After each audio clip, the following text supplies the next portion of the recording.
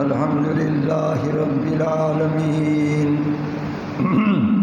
والعاقبة للمتقين والصلاة والسلام على رحمة للعالمين وعلى آله وصحابه وأولياء أمته أجمعين. أما بعد فقد قال الله تبارك وتعالى في الكلام المجيد والقرآن الحميد: أعوذ بالله من الشيطان الرجيم. بسم الله الرحمن الرحيم. لا أقسم بهذا البلد وأنت حل بهذا البلد. صدق الله مولانا العظيم. وبلغنا رسوله النبي الكريم الحبيب الأمين. ونحن على ذلك لمن الشاهدين والشاكرين والحمد لله رب العالمين. درود السلام الصلاة والسلام عليك يا سيدي يا رسول الله. الصلاة والسلام عليك يا سيدي يا حبيب الله. وعلى آلك وأصحابك يا سيدي يا رسول الله. اغثني وأدركني يا سيدي يا حبيب الله. محترم دوستو، عزیزو، بزرگو، اللہ تعالیٰ جل شانہ و عم نوالہ کریم سئی قسم چاہتے فرمائے: لا اقسم بہذا البلد. میں خدا کو قسم ہی پورے شہر مکہ دی، پورے شہر مکہ دی میں خدا کو قسم. ربا کیا واسطے قسم چاہتی ہے کہ شہر وہ شہر دی کیوں قسم چاہتی؟ بیت اللہ ہی واسطے. اللہ فرمے دے کائنا حجر اسود اتھائی ہی واسطے. اللہ فرمے دے کائنا طواف پہ تھی دے ہی واسطے. اللہ فرمے دے کائنا صفا مروہ پہ تھی دے دوڑ پہ تھی دے ہی واسطے. اللہ فرمے دے کائنا اتھا غار ہیرا غار سور ہی واسطے قسم ہے. اللہ فرمے دے کائنا ربا والقسم کیوں چاہتی کہ ہی واسطے چاہتی ہے. وَأَنْتَ حِلٌّ بِهَذَا الْبَلَدِ. محبوبہ تو جو اتھائیں آ گئی تیرے قدم دی وجہ کنو قسم چاہتی.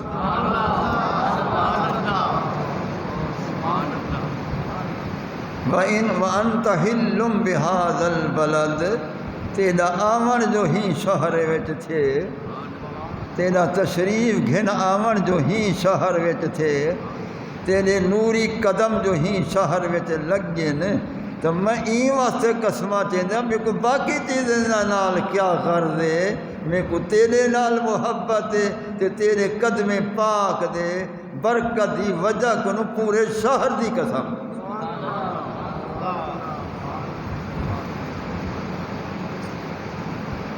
معلوم تھیا کہ مکہ المکرمہ دا شان اگر ہے تو نبی کریم علیہ السلام دے قدمین شریفین دی برکت دی وجہ کن.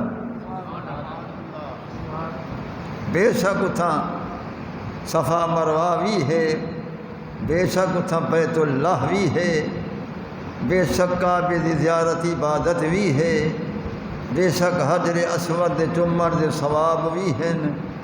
یہ سب کچھ ہے. مقام ابراہیم بھی ہے. اللہ فرمے دے میں کو بھی کہیں نال غرض کہیں نہیں. میں کو تیرے نال محبت ہے. تو جڑے ٹر دی ہی شہر وچ میں پورے شہر دی قسم چاہتا.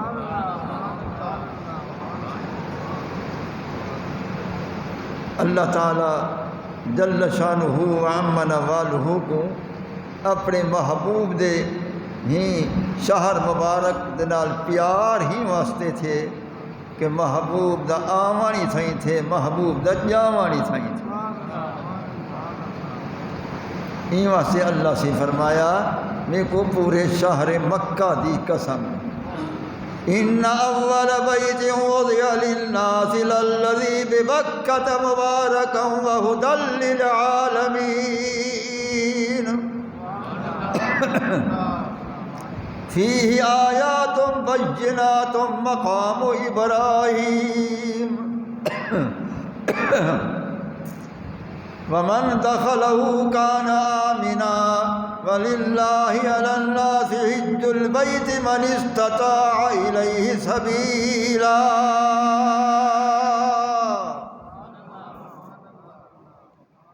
اللہ فرمائے دے پہلا گھر دنیا دے اندر ایہو بیت اللہ ہے، ایہو بیت اللہ ہے۔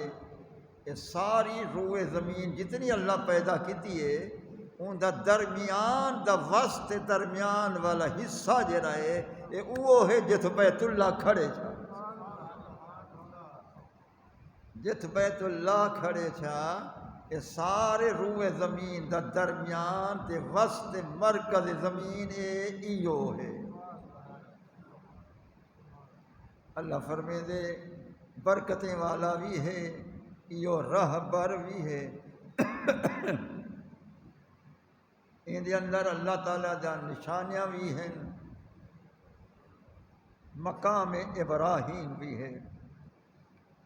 مقام ابراہیم جرا وہ ہون بھی موجود ہے، سفید شیشے دے اندر اور دو پتھر موجود ہیں، جیرے پتھریں دوتے قدم رکھتے حضرت سیدنا ابراہیم علیہ السلام بیت اللہ دی تعمیر کی ہنے ہزارہ سال کنوں اللہ سی این نبی دے قدم دے نشان کوئی محفوظ رکھے۔ ایویں معلوم تھے دے کہ آج ہی قدم رکھے نے جویں موم دوتے قدم رکھو تے پگھل ویندیے تے پیر تلے پہ ویندے ایویں نشان ابراہیم علیہ السلام دے قدمیں دے کھڑے چھے۔ اللہ فرمے دے میں اپنے محبوب دے ڈاڑے سائیں دے نشان قدم کو بھی کہیں نہیں مٹیں دا، نشان قدم کو بھی اللہ سی باقی رکھے۔ ہون پتھر ہے، ہوں پتھر دے اندر دو قدمیں دے نشان ہیں اور ایویں معلوم تھی دے جو ہون قدم لاتے نے تے گھبے کھڑے ہیں ایویں او دو نشان ہیں، لیکن پتھر نبی دے نشان قدم ہیں۔ اللہ فرمائے جیڑے طواف کر گنو نا 7 چکر بیت اللہ دے پھر گنو والا ہی مقام ابراہیم دے سامنے کھڑتے نفل طواف پڑھو تے ول قبولیت تھی سے ہون ہے تا پتھر ہے تا نشان قدم نبی دا۔ اللہ فرمائے دے ایہا تا برکت دی جائے تو نبی دے قدم دے نشان ہیں، لیکن نو نفلی پڑھ دی طواف والا اتھا ہی پڑھو۔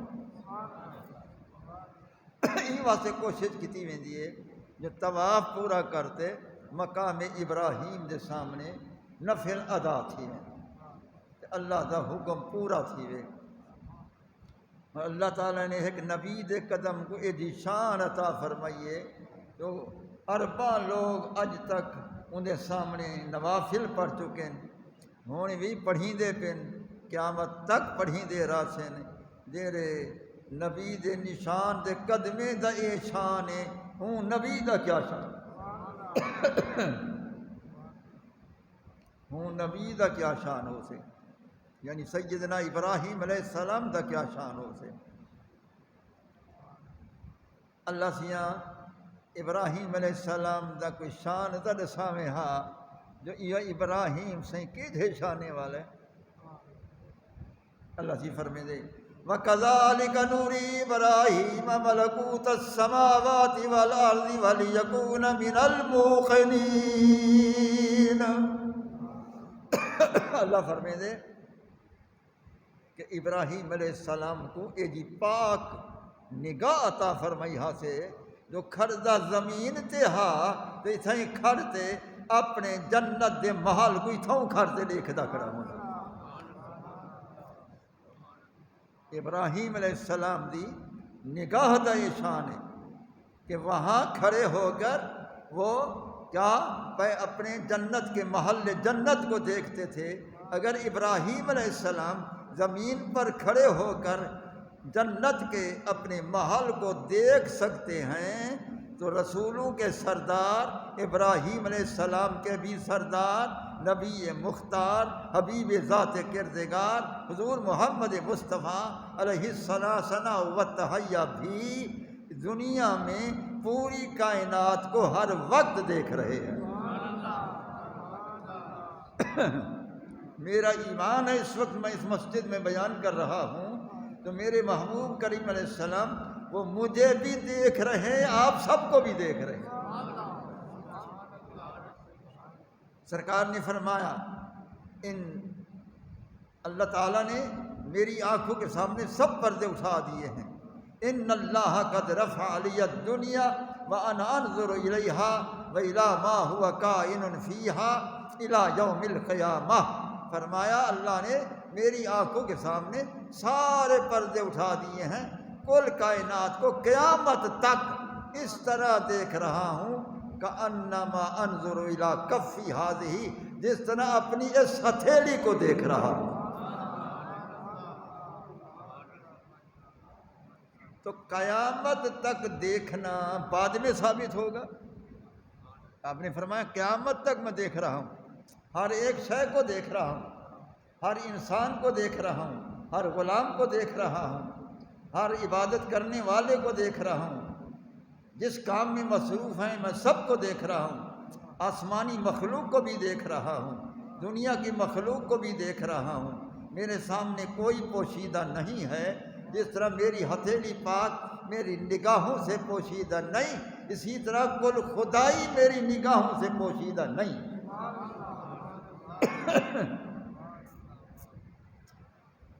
اب آپ اس حدیث کو نہیں سمجھے کہ رسول اللہ صلی اللہ علیہ وسلم نے کیا کیا فرمایا ہے، آپ نے یہی سمجھا ہے کہ پوری کائنات کو سرکار اس وقت دیکھ رہے ہیں، بس یہی سمجھا ہے۔ یاد رکھیں یہ دیکھنا بعد میں ہے، ارے دیکھنے کے لیے دیکھنے والے کا زندہ موجود ہونا پہلے ہوتا ہے۔ دیکھنے والے کا زندہ موجود ہونا پہلے ہوتا ہے، وہ زندہ ہوتا ہے تو دیکھتا ہے۔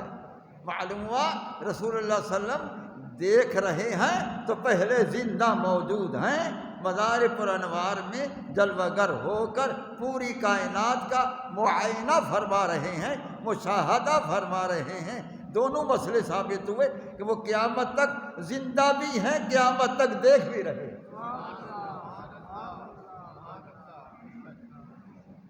وہ قیامت تک زندہ بھی ہیں اور قیامت تک وہ دیکھ بھی رہے ہیں۔ اب کوئی سوال کرے کہ چلو اس حدیث سے ثابت کر دیا آپ نے کہ وہ زندہ بھی ہیں اور وہ دیکھ بھی رہے ہیں، کہاں سے دیکھ رہے ہیں؟ روضہ اطہر سے۔ تو روضہ اطہر تو ہمارے پاکستان سے تقریباً 3000 میل سے زیادہ دور ہے۔ تو وہ سائل سوال کرے گا تو وہ تو دور بیٹھے ہیں، دوروں سے دیکھ رہے ہیں، تو تم حاضر ناظر کے قائل ہو تو ادھر کہاں ہیں؟ وہ تو وہاں ہیں۔ اگر کوئی سوال کرے وہ کر سکتا تو پھر اس کا کیا جواب ہے؟ تو پہلا جواب قرآن سے ہے، پہلا جواب قرآن سے ہے۔ اللہ تعالیٰ فرماتے ہیں النبی اولیٰ بالمؤمنین من انفسہم، فرمایا میرا محبوب ہر نبی کریم ہر غلام کی جانوں سے بھی روح سے بھی ہر وقت زیادہ قریب موجود ہے۔ قرآن بتا رہا ہے کہ نبی کریم علیہ السلام ہر مومن کی جان روح سے بھی زیادہ قریب ہر وقت موجود ہیں۔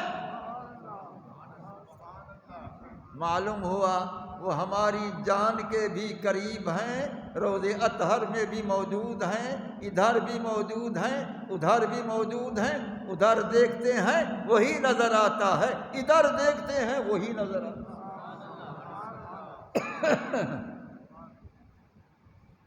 تو رسول اللہ صلی اللہ تعالیٰ علیہ وسلم، ابراہیم علیہ السلام کی صفات سے رسول اللہ صلی اللہ علیہ وسلم کی صفات اعلیٰ ہیں۔ ابراہیم علیہ السلام کی نگاہ کی اس وسعت سے نبی کریم علیہ السلام کی نگاہ پاک کی وسعت بہت زیادہ ہے، بہت زیادہ ہے، بہت زیادہ۔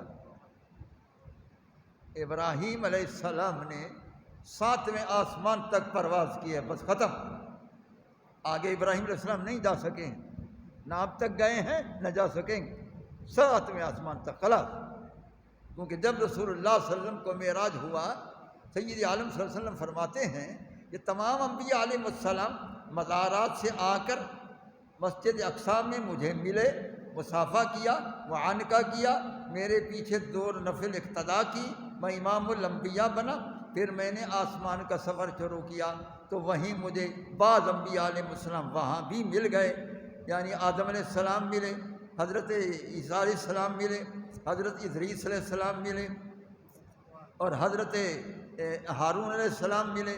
6ٹھے آسمان پر موسیٰ علیہ السلام ملے، 7ویں آسمان پر یہی حضرت ابراہیم علیہ السلام ملے۔ بس یہ سب وہ نیچے کھڑے ہو گئے، آگے جانے والا فقط یہ محبوب مصطفیٰ کی ذات ہے۔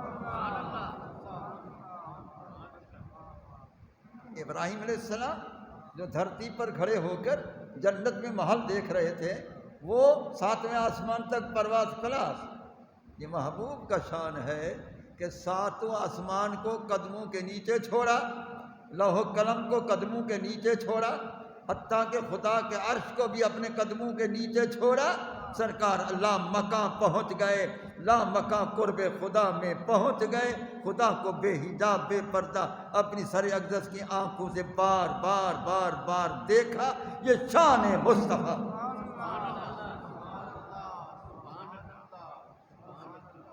یہ فقط شان مصطفیٰ ہے صلی اللہ تعالیٰ علیہ وسلم، کسی اور کا شان نہیں، کسی اور کی پرواز نہیں، سب کی پرواز ختم۔ حتیٰ کہ جبریل علیہ السلام کو سرکار نے فرمایا تھا کہ اتنا سفر تو میرے ساتھ آیا ہے، اب مجھے سدرہ پر چھوڑتا ہے کہ پیارے آگے آپ چلے جائیں تو میرے ساتھ چلو۔ انہوں نے کہا لو ظننت امرۃ یا لا ترکت یا رسول اللہ، اگر میں ایک انگلی کے یہ اول پورے کے برابر بھی آگے پرواز کروں تو میں جل کر خاکستر ہو جاؤں گا۔ تو جبریل علیہ السلام پرواز نہ کر سکا، وہ کہتا ہے میں جل جاؤں گا، میں آگے نہیں جا سکتا۔ نوری فرشتہ ہے، وہ کہتا ہے میں جل جاؤں گا۔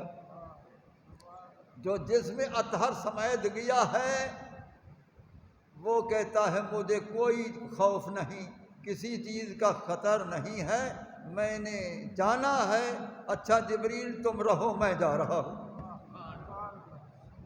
جبریل علیہ السلام نیچے رہے، خدا کا عرش نیچے رہا، وہ انبیاء نیچے رہے، 7واں آسمان تک یہ انبیاء سب نیچے رہ گئے، رسول اللہ صلی اللہ علیہ وسلم آگے اکیلے تشریف لے گئے۔ معلوم ہوا یہ فقط شان مصطفیٰ صلی اللہ علیہ وسلم ہے، یہ کسی کا شان نہیں۔ اللہ کے حبیب صلی اللہ تعالیٰ علیہ وسلم مکۃ المکرمہ میں رہے، اور آپ کا وہ دور بڑی مشقت کا دور تھا، بڑے مخالفین تھے اور مشرکین مخالفین تھے، اپنے سرکار کے رشتہ دار قریبی جو اسلام نہ لائے وہ سخت مخالف تھے، ابو لہب وغیرہ وغیرہ، اور صحابہ کرام نے باریاں مقرر تھیں کہ وہ پہرا دیتے تھے سرکار کی حفاظت کے لیے، تو ٹائم مقرر تھا، وہ پہرا دیتے تھے۔ اللہ نے فرمایا یہ کب تک یہ تکلیف کریں گے؟ اللہ نے فرمایا پیارے یہ واقعی تیرے اوپر جان نچھاور کرتے ہیں، لیکن سب سے پہلا محب میں ہوں. میں اعلان کرتا ہوں واللہ یعصمک من الناس، اب کے بعد اللہ تیری حفاظت کرے گا، ان کی ضرورت ہی نہیں ہے. واللہ یعصمک من الناس، ان لوگوں سے اللہ آپ کی حفاظت کرے گا. میں جو محافظ ہوں، کسی اور محافظ کی ضرورت نہیں. تو رسول اللہ صلی اللہ علیہ وسلم کی وہ مشقت کی حیات زندگی مبارک تھی، وہاں بڑی ظاہری وہ اذیتیں تکلیفیں سب کچھ کرتے تھے، لیکن رسول اللہ صلی اللہ علیہ وسلم نے اسلام کا جھنڈا بلند فرمایا، دعوت توحید سب کو عطا فرمائی. فرمایا آ جاؤ میرے دامن پاک سے وابستہ ہو جاؤ تو بچ جاؤ گے، ورنہ مٹ جاؤ گے. سرکار نے ان کو بہت بلایا، جا اہل الکتاب تعالوا الی کلمۃ سواء بیننا وبینکم الا نعبد الا اللہ ولا نشرک بہ شیئا.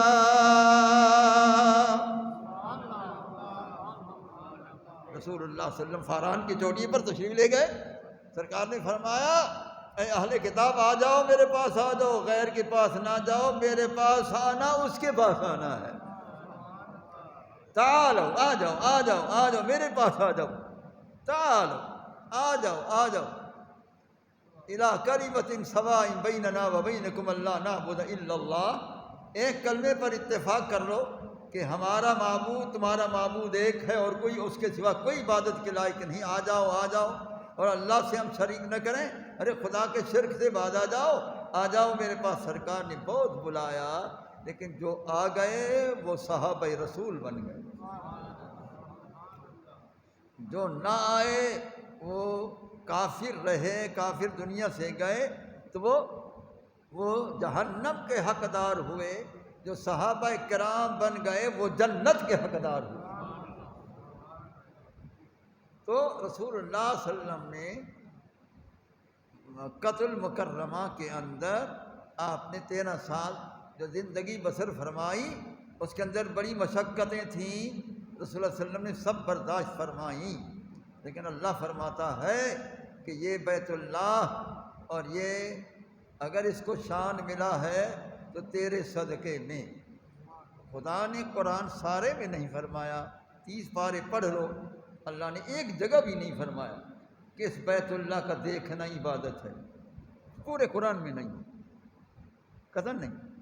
یہی فرمایا یہ بڑی برکت والا ہے، بڑی ہدایت دینے والا ہے، بڑی راہبری کرنے والا، یہ ضرور بتایا، لیکن یہ خدا نے نہیں بتایا کہ اس کی زیارت بھی عبادت ہے. اس پر احسان ہے میرے محبوب کا کہ سرکار نے فرمایا النظر الی الکعبۃ عبادۃ، اس کعبے کو دیکھنا بھی عبادت ہے.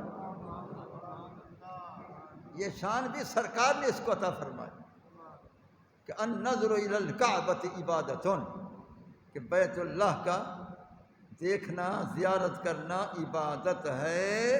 یہ احسان رسول ہے بیت اللہ کا. ہم جو وہاں جا کر زیارت کرتے ہیں، میں جب جگ گیا ہوں تو عین قبلہ سامنے ہوتا تھا، میری آنکھوں کے سامنے عین قبلہ سامنے ہوتا تھا، اور میں نمازیں ادا کرتا رہا، تسبیحات پڑھتا رہا، قرآن مجید کی تلاوت کرتا رہا بیت اللہ کو زیارت کرتے ہوئے. تو تمام جتنی وقت بسر ہوتا تھا بیت اللہ کی زیارت کرتے ہوئے، اور ہر زیارت میں نیا ثواب ہے، نئی عبادت ہے. النظر الی الکعبۃ عبادۃ، فرمایا بیت اللہ کا دیکھنا عبادت ہے. یہ فرمان مصطفیٰ ہے، فرمان خدا نہیں ہے، اس لیے سرکار کا اس پر احسان ہے.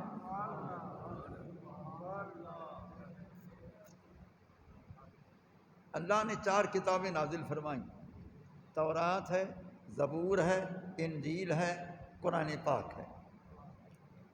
زبور داؤد علیہ السلام پر نازل ہوئی، تورات حضرت موسیٰ علیہ السلام پر نازل ہوئی، انجیل حضرت عیسیٰ علیہ السلام پر نازل ہوئی.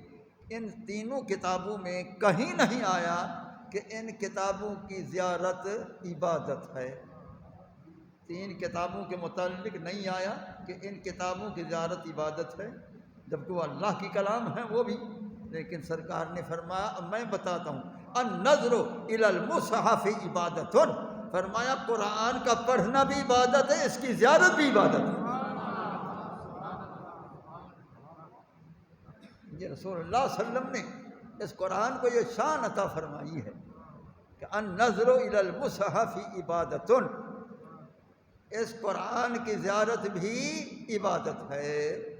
تو قرآن کی زیارت عبادت قرار دینا یہ فرمان مصطفیٰ ہے، اور قرآن مجید کے متعلق فرمان ہے، اس کو بھی شان سرکار نے عطا فرمایا ہے۔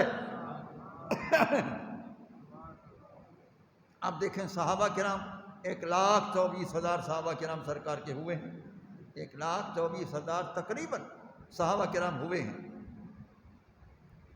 اب سرکار نے کسی کے متعلق یہ نہیں فرمایا کہ فلاں صحابی کی زیارت عبادت ہے، کسی کے لیے نہیں فرمایا۔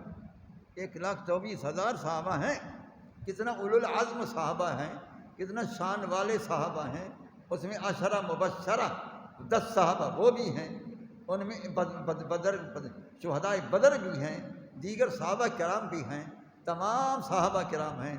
سرکار نے کسی کے لیے نہیں فرمایا کہ ان کی زیارت عبادت ہے۔ جب سرکار کی نگاہ کرم ہوئی مولا علی پر تو فرمایا النظر الی علی یعنی عبادت، میرے علی کا چہرہ دیکھنا بھی عبادت ہے۔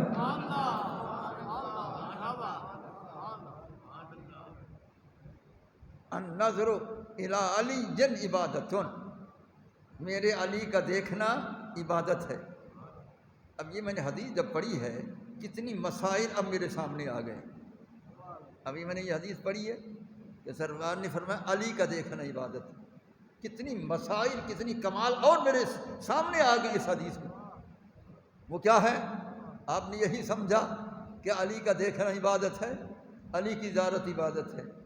اس میں گہرائی میں جاؤ، سرکار نے بہت کچھ بیان کر دیا ہے۔ اس میں سرکار نے یہ نہیں فرمایا النظر الی وجہ علی عبادت کہ علی کا چہرہ دیکھنا عبادت ہے، فرمایا النظر الی علی عبادت، علی کا دیکھنا عبادت ہے، یعنی علی کے جسم پر جہاں جس کی نگاہ پڑ گئی ہے عبادت لکھی جاتی ہے۔ کسی کی نگاہ علی کے پیشانی پر پڑ گئی عبادت، کسی کی نگاہ علی کی پاک آنکھوں پر پڑ گئی عبادت، کسی کی نگاہ علی کے چہرے پر پڑی عبادت، کسی کی نگاہ علی کے ریش مبارک پر عبادت، کسی کی نگاہ علی کے ہاتھوں پر پڑ گئی عبادت، کسی کی نگاہ علی کے سینے پر پڑ گئی عبادت، ارے کسی کی نگاہ قدمین علی پر پڑ گئی، وہ بھی عبادت ہے۔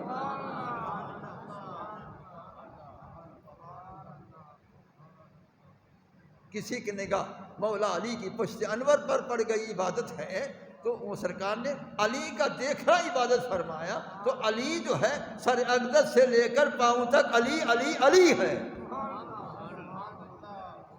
وہ سر اقدس سے لے کر اپنے پاؤں مبارک علی علی علی ہے، علی علی علی ہے۔ دیکھو حضرت ابو طالب نے کتنا اعلیٰ نام رکھا ہے اپنے لخت جگر کا۔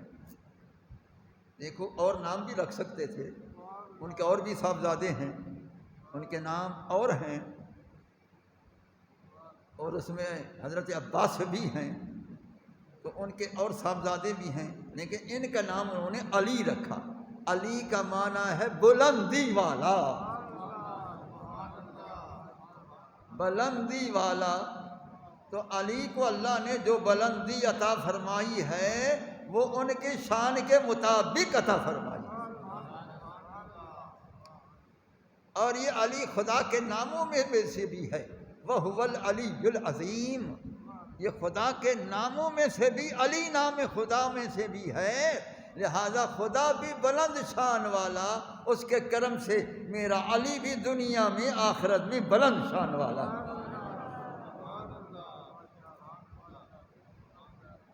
حضرت ابو طالب نے بہت اعلیٰ نام رکھا ہے، علی علی علی، یعنی بلند بلند بلند بلند، جس کی بلندی کی انتہا کوئی نہیں، نہ کوئی معلوم کر سکتا ہے۔ سرکار نے فرمایا النظر الی علی عبادت، میرے علی کو دیکھنا عبادت ہے۔ اب یہ میں نے تشریح سنا دی آپ کو، ابھی کمال اور کمال میرے ذہن میں ابھی آیا۔ کیا آیا؟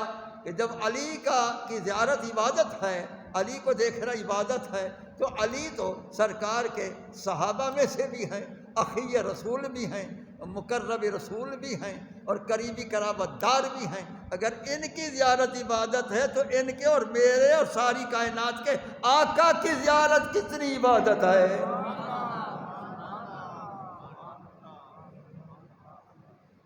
پھر سرکار مدینہ صلی اللہ علیہ وسلم کی زیارت کتنی عبادت ہے۔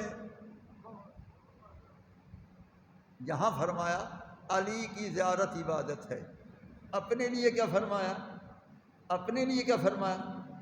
فرمایا کہ لوگوں یاد رکھو کہ جس نے مجھے اپنے ایمان سے مجھے دیکھا، تو فرمایا کہ من رآنی فقد رأى الحق کا، وہ یقین کر لے جس نے مجھے دیکھا اس نے عین ذات حق کے حسن کو دیکھا، اس نے جمال حقی کو دیکھا ہے، اس نے نور حق کو دیکھا ہے، اس نے ذات حق کو دیکھا۔ کیوں؟ فرمایا انا مرآۃ جمال الحق، فرمایا اللہ تعالیٰ ذات حق کا میں چمکیلا شیشہ ہوں، آئینہ ہوں، اس آئینے کے اندر وہی نظر آتا ہے۔ ہر آئینے میں جو دیکھے گا وہ اپنی شکل دیکھے گا، ہر آئینے میں جو بھی دیکھے گا اپنی شکل دیکھے گا، لیکن مصطفیٰ والے آئینے میں جو دیکھے گا تو خدا کو دیکھے گا۔ سرکار نے فرمایا من رآنی فقد رأى الحق کا، جس نے مجھے دیکھ لیا وہ یقین کرے کہ بے شک تحقیق اس نے ذات حق کو دیکھ لیا، کہ میں اسی ذات حق کا آئینہ ہوں۔ تو جو آئینہ خدا ہے اس کی زیارت کا کتنی عبادت کا ثواب ہے۔ تو قصہ مختصر کہ بیت اللہ بھی شان والا مکۃ المکرمہ میں ہے، حجر اسود بھی شان والا مکۃ المکرمہ میں ہے، مکۃ المکرمہ میں ہے۔ لوگ جھکتے ہیں، میں نے کئی مرتبہ دیکھا ہے، میں بھی اسی طرح ایک دفعہ کس سال میں میں بھی بڑے ہجوم میں جا کر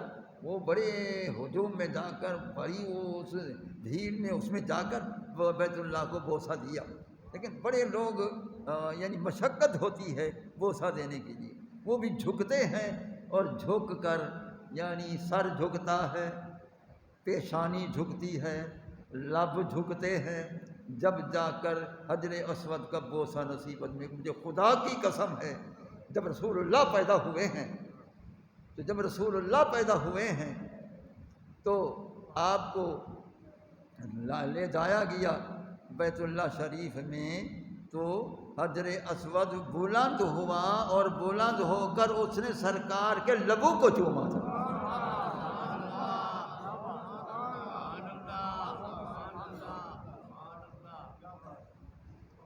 دیکھا؟ اب جو اتنی ہجوم میں جا کر اتنی تگ و دوڑ سے بیت اللہ کے اس حجر اسود کو بوسہ دیتے ہیں، بڑی تکالیف کے بعد اس کا بوسہ ہوتا ہے، تو یاد رکھیں کہ یہ حجر اسود جو ہے یہ سیدنا امیر عمر رضی اللہ تعالیٰ عنہ جب پہنچے اس کو دیکھا، یہ بیت اللہ کے کونے میں نصب ہے، تو اس کو ندا فرمائی، جس طرح بندے سے باتیں کرتے ہیں، اس کو کہا یا حجر، اے حجر اسود، اب مجھ عمر کی بات سن، انک لا تضر ولا تنفع، مجھ عمر کو نہ تو نفع دے سکتا ہے نہ تو نقصان دیتا ہے، مجھے کوئی پرواہ نہیں تیری نہیں، لیکن کیا کروں، میرے محبوب نے بوسہ دیا ہے، عمر جیسے جوان کو بھی بوسہ دینا پڑ گیا، ورنہ مجھے ضرورت نہیں ہے، مجھے سرکار نے بڑا کرم فرمایا مجھ پر، اللہ نے بڑا کرم فرمایا، تو ایک پتھر ہے، تو کیا کروں کہ عمر جیسے جوان کو بوسہ دینا پڑا ہے کہ میرے محبوب کی سنت ادا ہو جائے، ورنہ امیر عمر کو تیری کوئی ضرورت نہیں۔ وہ شان والے کہہ سکتے تھے، وہ بڑی شان والے تھے، وہ کہہ سکتے تھے، حالانکہ مولا علی کھڑے ہوئے تھے. آپ نے فرمایا عمر یہ تو بہت بڑی شان والا ہے. حضرت بالکل بڑی شان والا ہے، لیکن سرکار نے ہم غلاموں کو بھی شان عطا فرمایا.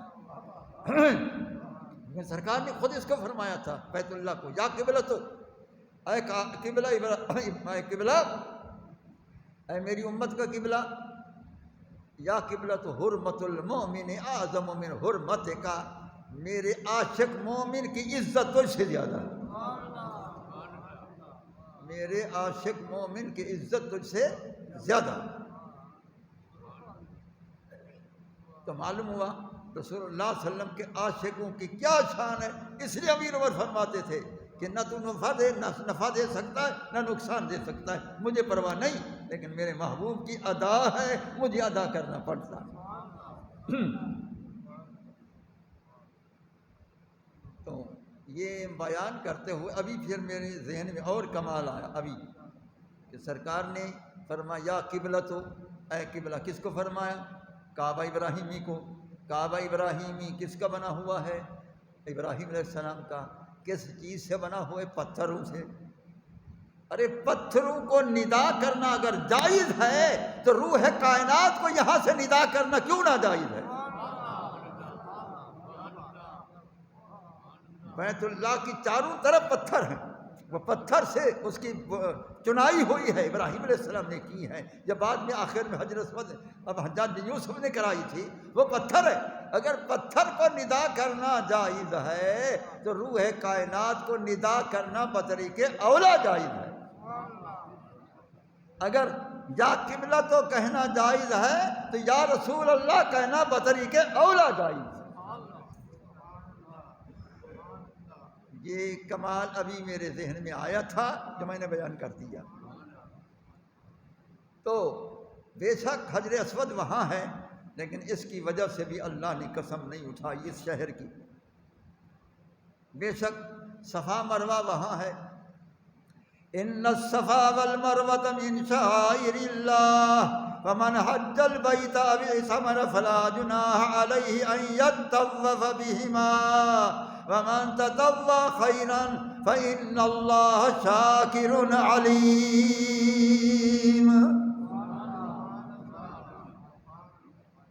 اللہ تعالیٰ نے فرمایا صفا اور مروہ دو پہاڑیاں ہیں، اس کے درمیان میں دوڑنا یہ اللہ کی نشانیوں میں سے ہے.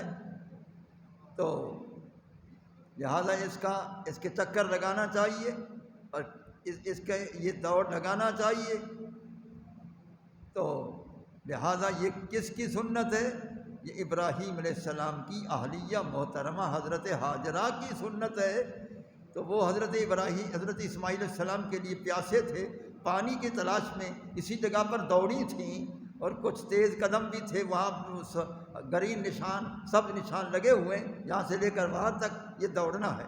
تو وہ تو اس زمانے میں دوڑی ہیں. اللہ نے اپنی بندی کی اس ادا کو ادا کرنے کے لیے قیامت تک حاجی اور عمرے کے لیے لازم کر دیا. حاجی حج ادا کرے تو صفا مروہ کرنا، عمرے والا عمرہ ادا کرے تو صفا مروہ کرنا ہے. ارے جہاں اللہ کے بندے یا بندیاں دوڑتی ہیں تو ان کی سنت کو قیامت تک باقی رکھا جاتا. تو اللہ تعالیٰ نے اس کی وجہ سے، اگرچہ یہ شاعر اللہ میں ہے لیکن پھر بھی اس کی وجہ سے بھی قسم نہیں ہے، اس کی وجہ سے بھی قسم نہیں. وہاں غار ثور بھی ہے جہاں حضرت ابوبکر صدیق رضی اللہ تعالیٰ عنہ شب ہجرت سواری رسول بنے، سواری رسول بنے، بلکہ سواری رسول بنائے گئے. کیونکہ رسول اللہ صلی اللہ علیہ وسلم نے فرمایا اے ابو بکر غار ثور تک سفر زیادہ ہے، لہذا آپ تو بیٹھ جا، میں تیرے کندھوں پر سوار ہو جاؤں، کائنات دیکھے کہ سوار کیسا ہے، سواری کیسی.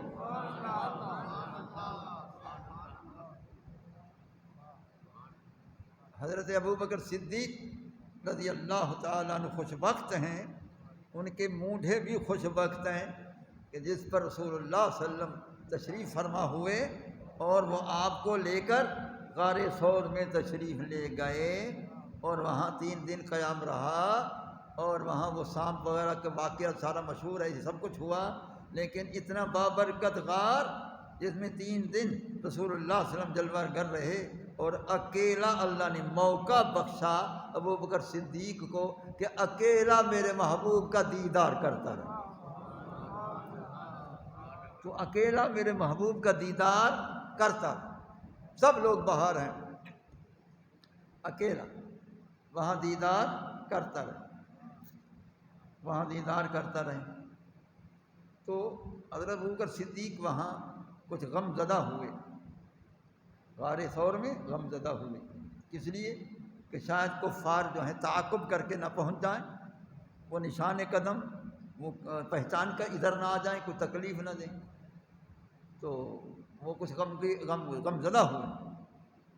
تو اللہ تعالی نے فرمایا وَثَانِيَ اثْنَيْنِ فِي الْغَيْبِ إِذْ هُمَا فِي الْغَارِ إِذْ يَقُولُ لِصَاحِبِهِ لَا تَحْزَنْ إِنَّ اللَّهَ مَعَنَا۔ سرکار نے اپنے صاحب، اپنے مصاحب، اپنے صحابی خاص حضرت ابوبکر صدیق رضی اللہ تعالیٰ عنہ کو فرمایا ابو بکر غمگین نہ ہو جا، میرا اللہ جو ہے وہ ہمارے ساتھ ہے، تیرے ساتھ بھی وہی ہے، میرے ساتھ بھی وہی ہے، جب وہی ساتھ ہے غم کس بات کا ہے؟ غم کس بات کا؟ رسول اللہ کو غم نہیں تھا کہ کفار حملہ کریں گے، وہ ابوبکر صدیق کو غم تھا، سرکار کو غم نہیں تھا۔ تو آپ نے فرمایا کہ اللہ ہمارے ساتھ ہے تو کوئی فکر نہیں ہے، کیوں غم زدہ ہوتے ہیں؟ اب رہا کہ ابھی میرے ذہن میں آیا ابھی کہ ابوبکر صدیق تو غم لاحق ہوا کفار کے ڈر کی وجہ سے، رسول اللہ کو غم کیوں نہ ہوا؟ رسول اللہ کو غم کیوں نہ ہوا اور ابوبکر صدیق کو غم کیوں ہوا؟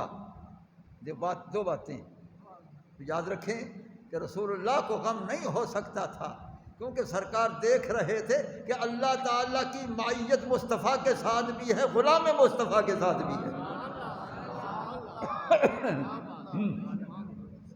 ہاں بھائی، رسول اللہ صلی اللہ علیہ وسلم دیکھ رہے تھے کہ اللہ کی معیت مصطفیٰ کے ساتھ بھی ہے، غلام مصطفیٰ کے ساتھ بھی ہے، اس لیے سرکار کو غم نہیں تھا۔ ابو بکر کو کیوں غم تھا؟ اس لیے کہ ابو بکر عاشق تھا، عاشق چاہتا ہے کہ محبوب کو کوئی تکلیف نہ پہنچائے، اس لیے عشق کی وجہ سے اس کو غم تھا۔ عاشق کو غم ہوتا ہے، محبوب کو نہیں ہوتا۔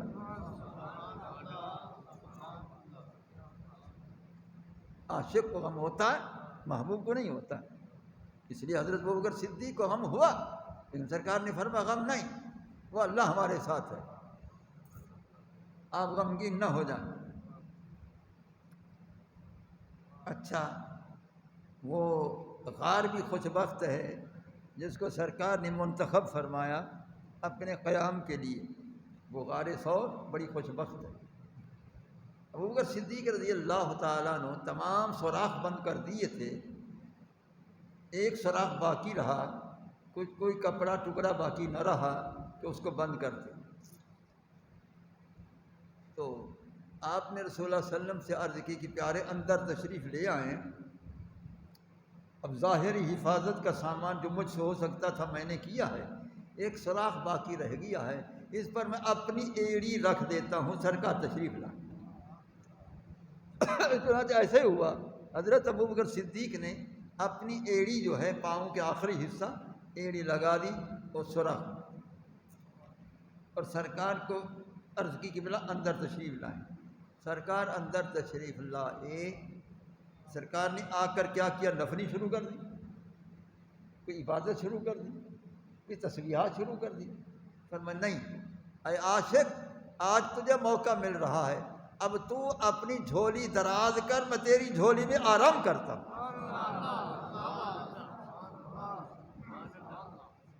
تیری آغوش میں آرام کرتا ہوں۔ یہ ابوبکر صدیق کی قسمت ہے، وہ خوش بخت ہیں، وہ خوش نصیب۔ کہ اللہ کا محبوب ہے، ساری کائنات کا آقا ہے، اور وہ ان کے زانوں پر سر اقدس رکھ کر آرام فرما رہے ہیں۔ اب ایڑی رکھ کر بیٹھ گئے، اور وہ سانپ بیٹھا ہوا تھا، بڑے عرصہ دراز کا سانپ تھا۔ کتنی عرصہ اس کو ہو گیا تھا؟ 500 سال اس کو ہو گئے تھے اس انتظار میں کہ عیسیٰ علیہ السلام نے فرمایا تھا کہ میرے بعد ایک اللہ کا آخری نبی رسول آنے والا ہے جس کا نام احمد مجتبیٰ ہوگا۔ اس سانپ نے اللہ سے آرزو کی تھی، اے اللہ مجھے اس وقت زندہ رکھ کہ میں ان آنکھوں سے اس محبوب کی زیارت کروں۔ تو وہ سانپ زندہ رہا، 500 سال وہ زندہ رہا۔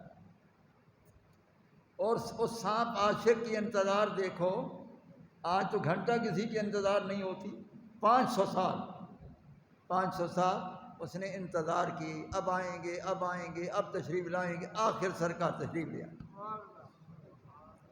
اس کی قسمت کھل گئی کہ مجھے بھی زیارت ہوگی۔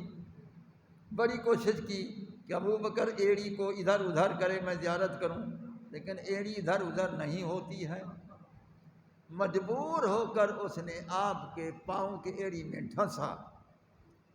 جب زہر کا اثر داخل ہوا تو آپ صلی اللہ علیہ وسلم بیدار ہوئے۔ فرمایا لم تبکی یا ابا بکر، ابو بکر یہ آنسو کیوں آ رہے ہیں؟ یارے اللہ و رسول عالم، اللہ اور رسول کو بے زیادہ علم ہے، آپ جانتے ہیں۔ سرکار نے فرمایا اچھا ادھر آؤ، تیری ایڑی کو درست کرنا، اس زہر کے اثر کو ختم کرنا یہ میرا کام ہے، لیکن وہ بھی میرا عاشق تھا، مجبور ہو کر ڈھسا ہے، اس نے بھی زیارت کر لی ہے، تو بھی زیارت کر چکا ہے، آؤ تیرا درد ہم ختم کر دیں۔ سرکار نے وہ لعاب مبارک حضرت ابو بکر صدیق کے اس سانپ کے ڈھسنے کی جگہ پر ایڑی پر لگائی تو حضرت ابو بکر صدیق کو سکون آ گیا اور زہر کا اثر ختم ہو گیا۔ زہر کا اثر ختم ہو گیا۔ اب یہاں میں تقابل نہیں کر سکتا ہوں، جو کچھ احادیث میں نے پڑھا ہے میں تقابل نہیں کر سکتا ہوں، اشارہ کر دیتا ہوں کہ کسی کی ٹانگ ٹوٹی ہوئی پر لعاب مصطفیٰ لگی وہ تندرست ہو گیا، کسی کی آنکھ نکل گئی لعاب مصطفیٰ لگی تو وہ آنکھ درست ہو گئی، کسی کی آنکھ آئی ہوئی تھی آشوب چشم تھا، سرکار نے لعاب مبارک لگائی آنکھوں میں تو وہ صحت یاب ہو گئے، تندرست ہو گئے۔ یہ شان صدیق اکبر دیکھو کہ وہاں آنکھوں پر لگ رہی ہے لعاب مصطفیٰ، یہاں ابو بکر کی پاؤں کی ایڑی پر لگ رہی ہے۔ یہ شان صدیق اکبر ہے رضی اللہ تعالی عنہ۔ تو ابو بکر صدیق رضی اللہ تعالی عنہ اس غار میں تشریف فرما تھے تو بڑا وقت گزر چکا تھا، تو آپ کو سفر کی بھی کچھ تھکان تھی، کچھ کوف تھی، تو پھر وہ پیاس لگی، پیاس۔ اب غار میں پانی کون لائے گا؟ وہ باہر تو سارے دشمن ہیں، پانی کون لائے گا؟ ابو بکر صدیق کو پیاس لگی ہے، اللہ نے فرمایا ابو بکر پانی کا دریا یہاں پیدا کرتا ہوں۔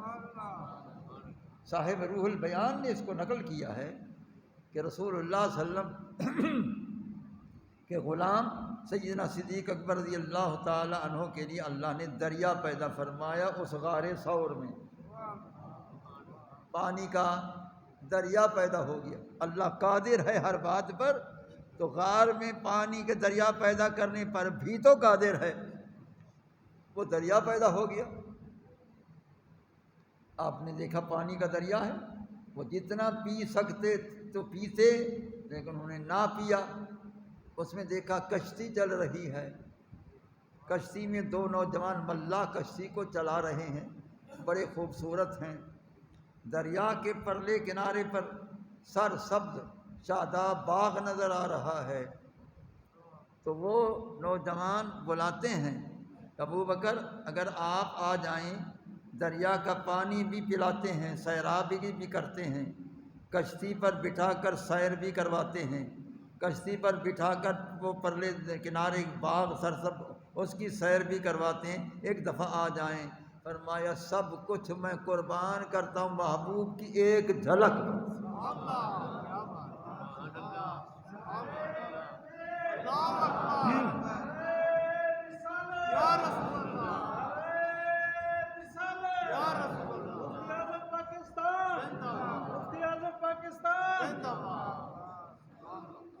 سرکار نے فرمایا کہ میں سب کچھ قربان کرتا ہوں۔ ابوبکر صدیق نے فرمایا رسول اللہ صلی اللہ تعالیٰ علیہ وسلم کی ایک جھلک پر۔ جب آپ نے یہ فرمایا تو رسول اللہ صلی اللہ علیہ وسلم بیدار ہوئے، فرمایا کہ ابوبکر یہ دریا کون سا تھا، یہ کشتی کون سی تھی، یہ ملاح کون سے تھے، یہ پرلے کنارے باغ سرسبز کون سا تھا؟ ایک ہی جواب، اللہ و رسول عالم، میرا اللہ اور تو میرا محبوب خوب جانتا ہے کہ یہ کیا راز تھا۔ اب سرکار نے اس کی وضاحت فرمائی، صاحب رول بیان کہتے ہیں، سرکار نے اس کی وضاحت فرمائی۔ آپ نے فرمایا ابوبکر یہ دریا پانی کا نہیں تھا، یہ میری رحمت کا دریا تھا، یہ میری رحمت کا دریا چل رہا تھا، پانی کی صورت میں میری رحمت کا دریا چل رہا تھا۔ اور جو اس کے اندر کشتی تھی وہ لکڑیوں کی نہیں تھی، وہ تیرے اخلاص عمل کی کشتی بن کر چل رہی تھی۔ سرکار نے یہ فرمایا جو اس کو کشتی کو چلانے والے تھے ملاح، وہ یہاں کے نہیں تھے، وہ رضوان جنت سے آئے ہوئے تھے،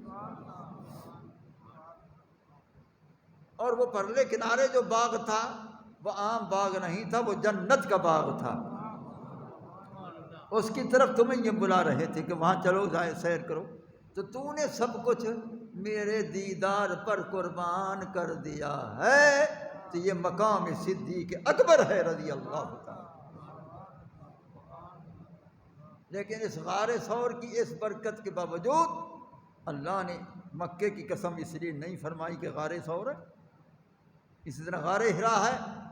سرکار مدینہ صلی اللہ علیہ وسلم اعلان وحی سے پہلے وہاں اللہ کی یاد کرتے تھے، ذکر اللہ کرتے تھے، تشریف لے جاتے تھے، کئی دن قیام فرماتے تھے غار حرا کے اندر۔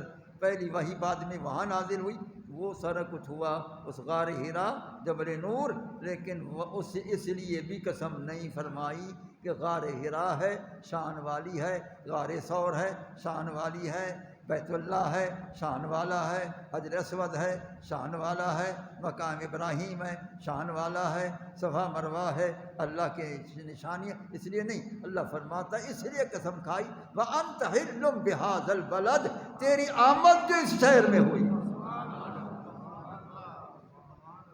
تیری آمد پاک جو اس شہر میں ہوئی ہے۔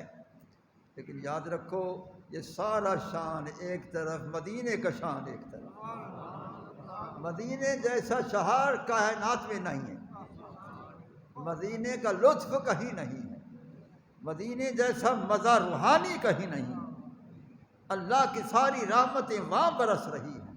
70,000 فرشتہ صبح سلامی کے لیے آتا ہے، 70,000 فرشتہ شام کو سلامی کے لیے آتا ہے، سلام دے کر درود السلام پڑھ کر واپس جاتے ہیں، قیامت تک آتے رہیں گے، لیکن پہلے کو وقت بھی نہ ملے گا، دوبارہ باری بھی نہ آئے گی۔ تو اتنا شان وہاں ہے جہاں اتنی تعداد لاکھوں فرشتے روزانہ حاضر ہو رہے ہیں، وہ تو فرشتے نازل ہو رہے ہیں۔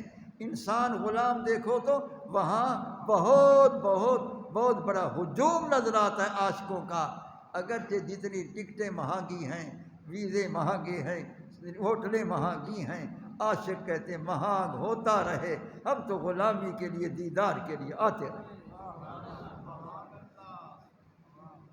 وہاں غلاموں کی کثرت دیکھو کہ لاکھوں کی تعداد میں وہاں غلام موجود ہیں۔ حرم شریف کتنا وسیع حرم شریف ہے، لوگوں سے بھرپور ہوتا نظر آیا۔ میں تو 5 وقت دیکھتا رہا، وہ ہجوم پورا حرم ہجوم سے بھرپور نظر آیا۔ معلوم ہوا غلاموں کا تانتا بندھا ہوا ہے، فرشتوں کا بھی تانتا بندھا ہوا ہے، اللہ کی رحمت کی بارشیں بھی ہو رہی ہیں، اللہ کے نور کی بارشیں بھی ہو رہے ہیں، یہ سارا شان مدینہ منورہ میں نظر آتا ہے۔ یہ ساری کائنات کا سردار جو وہاں موجود ہے، اس لیے ساری برکتیں وہاں ہیں۔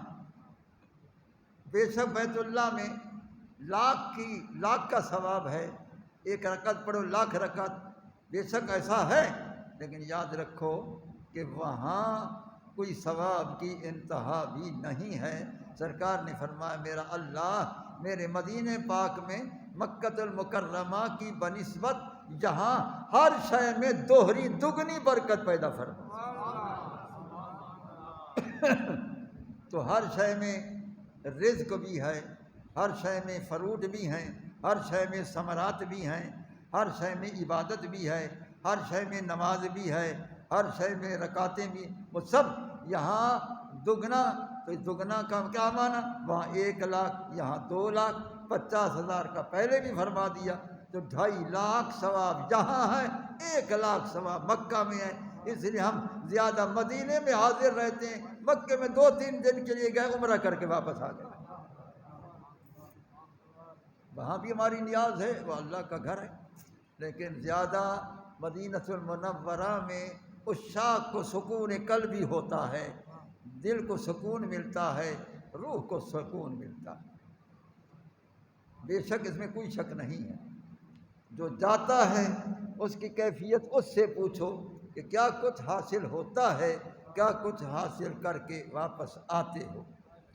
لیکن جانے کی بھی خوشی ہوتی ہے، لیکن جب واپسی کا وقت ہوتا ہے، آخری الوداعی سلام ہوتا ہے، تو کہتے ہیں کہ کلیجہ باہر کو آتا ہے،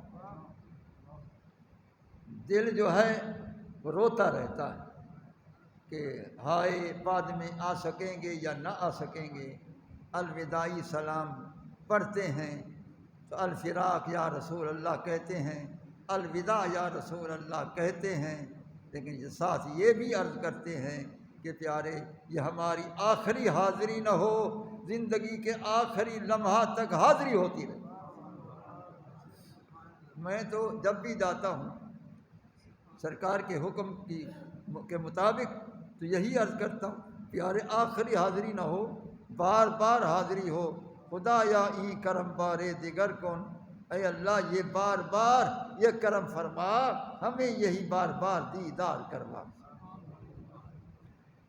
اور جب الوداع کرتے ہیں کہ اب آخری سلام ہم جا رہے ہیں واپس، تو اس دفعہ مجھے حضور فرید پاک رحمۃ اللہ علیہ کا ایک شعر یاد ہے، اتنا مجھے گریہ ہو گیا اس وقت۔ حضرت نے اپنی بولی سرائکی میں فرمایا، ہن واگا وطن ولایا، ہن واگا وطن ولایا، لکھ مونجھ مجھاریاں آیا، دل سجنا پیتا لایا، ول میلی بار خدایا۔ فرماتے ہیں اب ہماری باغ ڈور واپس جا رہی ہے، ہم واپس جا رہے ہیں، تو ہمیں لاکھوں مونجھیں غالب ہو گئی ہیں۔ کس لیے لاکھوں مونجھیں؟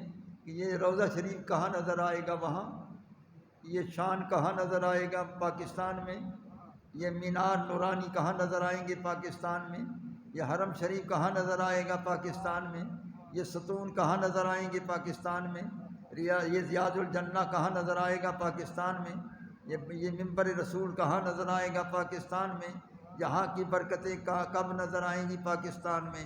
اس لیے ان کو چھوڑ کر جا رہے ہیں، یہی لاکھوں مونجھ مجھاریاں یہی ہیں۔ تو یہ دل اس محبوب کے ساتھ وابستہ ہے، کہتے ہیں یا اللہ یہ دوبارہ بھی یہ کرم فرمانا کہ جس طرح اب حاضری ہے اسی طرح اس کے بعد بھی حاضری ہو، یکے بعد دیگرے حاضری ہو بس حاضری۔ یہی آخری الوداع کر کے آتے ہیں، لیکن خوش بخت وہ لوگ ہیں جو وہاں دعاؤں میں یاد آ جاتے ہیں۔ جب ہم وہاں دعائیں کرتے ہیں تو کوشش کرتے ہیں کہ جنہوں نے درخواست کی ہے دعا کی وہ یاد ہونے چاہیے۔ کافی لوگ مجھے یاد تھے میں نے وہاں نام لے کر دعائیں کی ہیں۔ ہمارا کام ہے دعا کرنا، اس کا کام ہے کرم فرمانا، اور اس کا کام ہے دعا کو قبول کرنا۔